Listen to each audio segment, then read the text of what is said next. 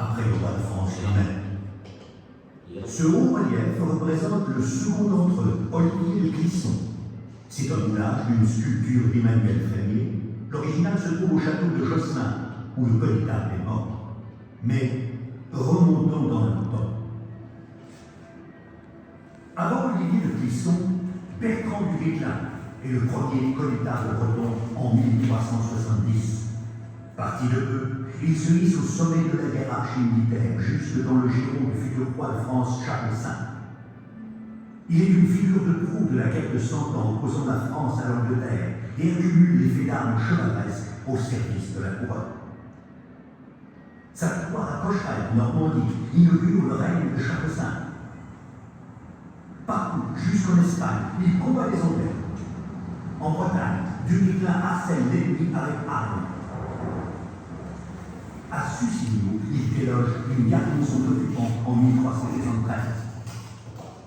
À sa mort, le royaume de France est presque entièrement reconquis. La légende fait de du Guesclin l'un des plus grands chevaliers de tous les temps, l'égal du roi Arthur et de Charlemagne. Olivier de Clisson lui succède au poste de connétable, après avoir secondé pendant 10 ans dans la lutte incessante contre les Anglais.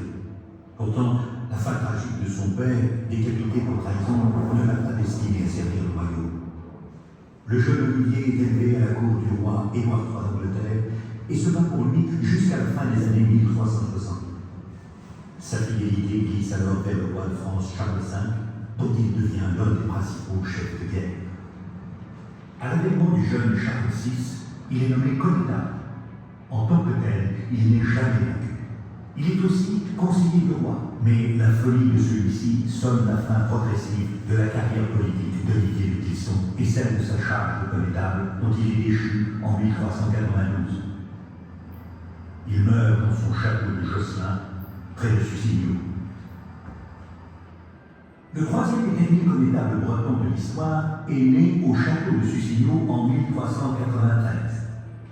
Arthur de Richemont est le second fils du duc de Bretagne Jean IV. Il porte le prénom du roi de légende. Troisième destiné hors du commun. Blessé à la bataille d'Azincourt en 1415, Arthur est fait prisonnier en Angleterre où il reste 5 ans. Le roi Charles VII le nomme connétable en 1425. Il le restera pendant 33 ans. Il est victorieux des Anglais à Patay en 1429, sous les yeux de Jeanne d'Arc, et reprend Paris en 1436. En 1450, sa victoire à Fort-Ligny est décisive dans la reconquête de la Normandie par la France. En chef de guerre avisé, il contribue à créer les compagnies d'ordonnance, la première armée permanente du pays.